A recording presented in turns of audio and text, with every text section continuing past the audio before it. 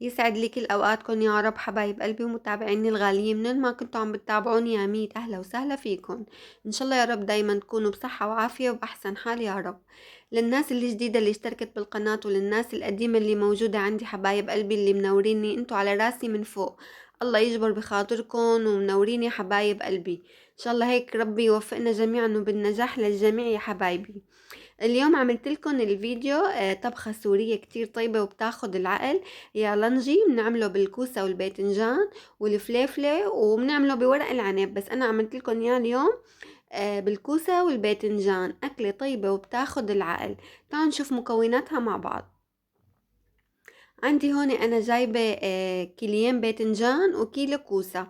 طبعا حفرتهم وغسلتهم وصفيتهم هيك مثل ما انتم شايفين. شوفوا بسم الله ما شاء الله جاهزين معي للحشي. كيلو كوسة واتنين كيلو باذنجان. طبعا مثل ما قلت لكم اخواتي غاسلتهم وجاهزين معي للحشي. وعندي هون اللهم صل على سيدنا محمد. عندي هون جرستين بقدونس، ضمتين بقدونس. كمان هيك نقيتهم وفرمتهم ونقعتهم بالمي وصفيتهم. وعندي هون شي 9 حبايات بندورة كمان قشرتهم وفرمتهم ناعم. عندي معلقة كبيرة نعناع يابس، معلقة كبيرة ملح الليمون، معلقة ملح والملح حسب الرغبة، فلفل اسود، كاسة زيت نباتي. عندي هون 3 حبايات بصل كبار. عندي هون كيلو رز. وعندي هون تقريبا شي نص كيلو بندورة كمان، هذا عصرته على الخلاط. هي مكونات الأكلة كلها حبايب قلبي. هلا أول شي رح أعمله، طبعا الرز أنا غاسلته ومصفيته هيك جاهز معي مشان أعمل التتبيلة أعمل الحشوة. وعندي هون مثل ما قلت لكم 3 حبايات بصل كمان فارمتهم ناعم هيك مثل ما انتم شايفين. وعندي هون 9 حبايات بندورة كمان هيك مثل ما انتم شايفين. قشرتهم، ما بحب بقشرة، قشرتهم وقطعتهم هيك.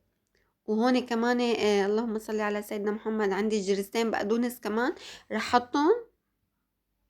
هي الحشوة الرز. وعندي هون معلقة نعناع يابس، معلقة كبيرة. وهون حبايب قلبي كمان معلقة كبيرة ملح الليمون كمان حسب الرغبة، معلقة صغيرة فلفل أسود، معلقة كبيرة ملح. طبعا الملح حسب الرغبة والملح الليمون حسب الرغبة، انتوا بتحبوا كيف.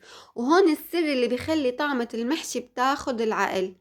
معلقة قهوة أيا كان نوعها، شقرة فاتحة غامقة شو ما كان، بتعطي طعمة لليالنجي بتاخد العقل معلقة القهوة. وهون عندي كاسة الزيت، كاسة زيت صغيرة. وبدي اقلب المكونات هاي كلها مع بعضها. مثل ما قلت لكم اخواتي معلقة القهوة بتعطيه نكهة بتاخد العقل. يعني وهو عم ينطبخ ريحته بتجنن وانتي عم تاكليه. هو في سر سبحان الله بمعلقة القهوة، يعني سر غريب. هي التكة اللي بتعطيه الطعم الطيبة والطعمة الذكية هيك اللي بتاخد العقل. بعد ما قلبت المكونات انا هاي كلها هيك مع بعضها وصارت معي هيك الحشوة جاهزة اخواتي. بعد ما زبطت الملح، طبعا لقيت معلقة الملح ما بتكفي، عملت زبطت ملحة وملح الليمون اللي انا بيناسبني انا زودت يعني. ومثل ما قلت لكم لازم يكون شوي مزز يعني شوي حامض. وهون بلشت حشي بقى هيك مثل ما انتم شايفين. الملح والملح الليمون حسب رغبتكم انتم، بس اليالنجي لازم يكون حامض شوي يعني لازم يكون مزز مثل ما قلت لكم. شايفين حبايب قلبي. طبعا ما بدنا نخلي الكوساية او الباذنجاية، ما بدنا الباذنجانية ما بدنا نخلي فيها، يعني لازم نحشيها للاخير لانه الخضرة رح تدبل بقلبها ورح تكش، يعني حتبقى الكوساية او الباذنجانية فاضية.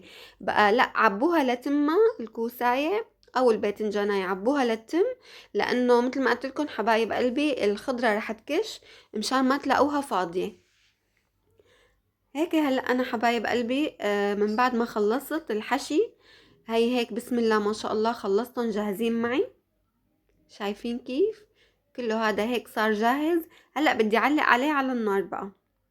حطيت هون انا شي نص كيلو بندوره مثل ما قلت لكم عصرته على الخلاط وزودته مي لانه بتبقى تقيله لما بتتعقد الطماطم رح يتقل. بقى زودته تقريبا شي ابريق مي وحطيت الملح اللي بيناسبني انا، مثل ما بقولكم انا ما بقولكم عيار الملح ابدا، يعني كل واحد كيف بيحب يحط. وحطيت هون شي نص معلقة صغيرة فلفل اسود، وقلبتهم هيك مع بعض. مثل ما قلت لكم الطماطم رح تتقل، لازم تزودوها مي. وكنت عصرة ليمونة كبيرة كمان حطيتها بالتفل تبعها، لانه ليمون كبير هذا ما بيعطي مرار. ومن بعد ما زبطت لها ملحها وحمضة والليمون تبعها وكل شي تمام، بلشت بقى اني نزل الكوسة والباذنجان، طبعا بعد ما تسخن. ما بصير تحطوهم على البارد، لازم ان كان مي او مثلا طماطم لازم تغلي لحتى تسقطوهم فيها. في ناس بتعملها على ميتها ما بتحط لها طماطم، بصراحة انا بحب اليالنجي، بحبه هيك بالبندورة، بيعطيه نكهة وطعمة غير شكل. في ناس ما بتخليه هيك بالبندورة، بتعمله على ميته بس. وقعد تقريبا والله شي ساعة إلا ربع، 3/4 ساعة على النار. وهيك هلأ صارت طبختنا جاهزة بعد ما قمتن من على النار. شوفوا اخواتي، بسم الله ما شاء الله، والله العظيم ريحته بتجنن وطعمته على احلى، كتير طيب. جربوه هيك على طريقتي وان شاء الله يا رب رح تدعوا لي باذن الله. وجنبه هيك زبدية المرقة تبعه، لانه كله فريش، ان كان طماطم ولا ان كان عصير ليمون بياخد العقل. يا ريت تجربوه هيك على طريقتي وتعطوني رأيكم حبايب قلبي. واللي اول مرة بيشوف القناة وحب المحتوى اللي عم قدمه، لا ينسى يشترك بالقناة فضلا وليس أمرا، ويفعل زر الجرس مشان يوصله مني كل جديد. وشكرا كتير لكم يا حبايب قلبي على المتابعة، بحبكم من جوات قلبي. ولا تنسون، لا تنسوا اللايك، الله يخلي لي اياكم ويجبر بخاطركم يا رب. وبشوفكم فيديوهات جديدة على خير بإذن الله. بحبكم كتير ومع السلامة.